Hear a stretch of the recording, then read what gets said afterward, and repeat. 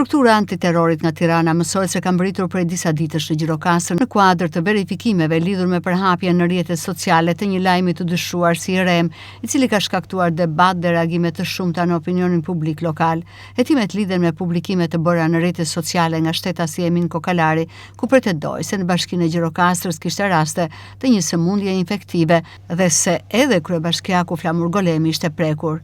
Sipas burimeve, këto pretendime nuk janë konfirmuar nga autoritetet shëndetësore dhe po trajtojnë në kuadër të hetimeve për verifikimin e përmbajtjes dhe pasojave të tyre.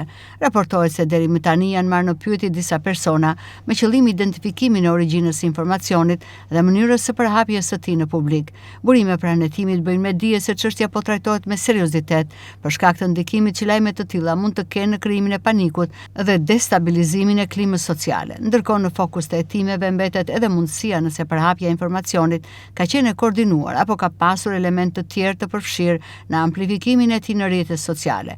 Autoritetet nuk kanë dhënë ende një deklaratë zyrtare përfundimtare mbi ecurinë e procedimit. Kujtojmë se rreth një muaj më parë, kryebashkiaku i Gjirokastrës Flamur Golemi përmes avokatit të tij Arben Langozi depozitoi kallëzim penal pranë organeve kompetente duke kërkuar hetim për përhapje paniku dhe publikim informacionit të Rem që sipas tij cënon figurën dhe institucionin që ai drejton.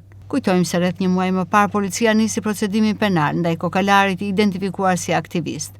Vetë aktivisti në rrjetet sociale ka mohuar që të ketë akuzuar dikë me emër. Reagimi i policisë erdhi pasi më herët ishte Bashkia e Gjirokastrës që kishte hedhur poshtë pretendimet e ngritura në rrjetet sociale.